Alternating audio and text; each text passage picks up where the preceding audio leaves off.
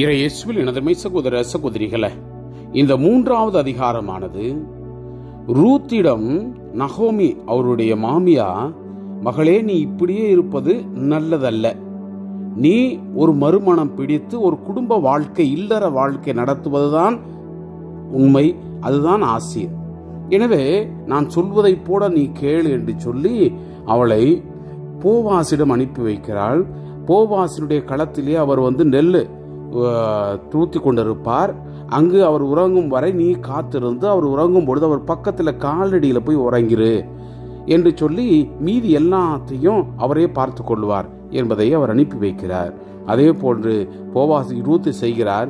போவாசு விடியற் காலையில் யார் அது இங்க படுத்திருப்பது என்று கேட்க, ரூத்து நான் தானே ஐயா உங்கள் அடியார் என்று சொல்ல, போவாசு கவலைப்படாதமா, கடவுள் உன்னை ஆசீர்வதிப்பார் என்று சொல்லி என்னை விட இன்னும் நெருங்கிய உறவினர் ஒருத்தர் இருக்கிறார், அவரிடம் நான் கூட்டிச் செல்லுவேன், உனக்கு என்ன செய்ய வேண்டுமோ அந்த கடமை நிறைவேற்றுவேன் என்று வாக்குத்தத்தம் கொடுக்கிறார்.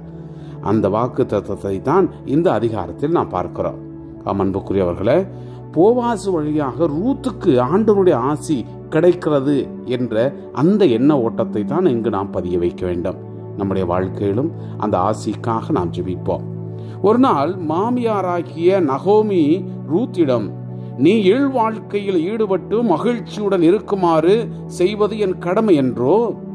போவாசு நமக்கு உறவினர், அவருடைய பணிப்பெண்களோடு தான் நீ இத்தனை நாட்களும் இருந்தாய். நான் சொல்வதை கவனமாய் கேள். இன்றிரவு அவர் களத்தில் வார்கோதுமையை தூற்றிக் கொண்டிருப்பார். நீ குளித்துவிட்டு எண்ணெய் தடவி கொண்டு உன்னிடம் உள்ள ஆடைகளில் மிகவும் நல்லதை உடுத்திக்கொள். பின்னர் அவருடைய களத்துக்கு போ. ஆனால் அவர் உண்டு குடிக்கும் வரை அவர் கண்ணில் படாமல் இரு. அவர் படுக்கும் இடத்தை பார்த்து வைத்துக்கொள். அவர் உறங்கியதும் நீ சென்று அவர் கால்களை மூடியிருக்கும் அந்த போர்வையை விலக்கிவிட்டு அங்கேயே படுத்துக்கொள். அதற்கு மேல் நீ செய்ய வேண்டியதை அவரே உன்னிடம் சொல்வார் என்றார். ரூத்து, நீ சொல்லித்தந்த அனைத்தையும் நான் செய்கிறேன் என்றார். அவ்வாறே ரூத்து அந்த களத்துக்கு சென்று தம் மாமியார் சொல்லித்தந்த அனைத்தையும் செய்தார். போவாசு உண்டு குடித்து மகிழ்ச்சியாயிருந்தார். பிறகு அவர் தானிய குவியல் ஒன்றின் அருகே சென்று படுத்து கொண்டார். சிறிது நேரம் கழித்து ரூத்து ஓசையின்றி அங்கே சென்று அவர் கால்களை மூடியிருந்த அந்த போர்வையை விலக்கிவிட்டு படுத்து கொண்டார். நள்ளிரவில் திடீரென்று போவாசு விழித்து கொண்டார்.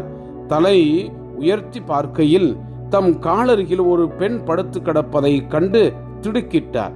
உடனே அவர், யார் நீ என்று கேட்க, அவர், நான் தான் ஐயா ரூத்து, உம்முடைய அடியாள். நீரே என்னை காப்பாற்றும் கடமையுள்ள என் முறை உறவினர். அந்த முறைப்படி என்னை உமது போர்வையால் மூடும் என்றார். அதற்கு அவர், என் மகளே, ஆண்டவர் உனக்கு ஆசி வழங்குவாராக. இதுவரை காட்டிய அந்த குடும்ப பற்றை விட இப்பொழுது காட்டும் குடும்ப பற்றே மேலானது என்பேன்.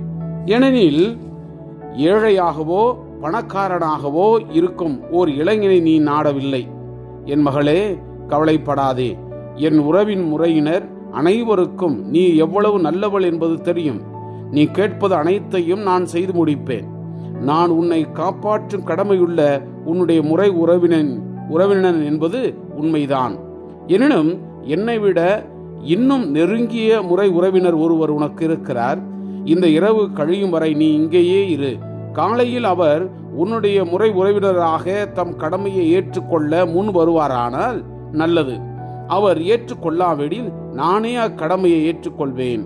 வாழும் ஆண்டவர் மேல் இது ஆணையிட்டு கூறுகிறேன். பொழுது புலரும் வரை இங்கேயே படுத்திரு என்றார். அவ்வாறே ரூத்து பொழுது புலரும் வரை அவர் அங்கே படுத்திருந்தார். பெண் ஒருத்தி களத்தில் வந்திருந்தது யாருக்கும் தெரியக்கூடாது என்று போவாசு ஏற்கனவே அவளிடம் சொல்லியிருந்தார். அதற்கிணங்க ஆள் அடையாளம் கண்டுகொள்ள இயலாத வைகரை பொழுதிலேயே ரூத்து எழுந்து விட்டார். போவாசு அவரிடம், உன் போர்வையை விரித்து பிடி என்றார். அவரும் அவ்வாறே செய்தார். அவர் 6 மரக்கால் வார்கோதுமையை அதில் கொட்டி அதை அவர் எடுத்து போகுமாறு கொடுத்தார். ரூத்து மாமியாரிடம் வந்ததும், நகோமி, மகளே, என்ன நடந்தது என்று கேட்டார். போவாசு தமக்கு செய்ததையெல்லாம் ரூத்து கூறினார். மேலும் அவர், நான் உம்மிடம் வெறுங்கையோடு வரக்கூடாது என்று அவர் 6 மரக்கால் வார்கோதுமையையும் கொடுத்தார் என்றார். நகோமி அவரிடம், மகளே, இது எப்படி முடியும் என்பதை அறியும் வரை காத்திரு. அவர் காலத்தாழ்த்த மாட்டார். இன்றே இதற்கு நல்லதொரு முடிவு காண்பார் என்றார். Praise the Lord. இயேசுவுக்கே புகழ். மரியே வாழ்க.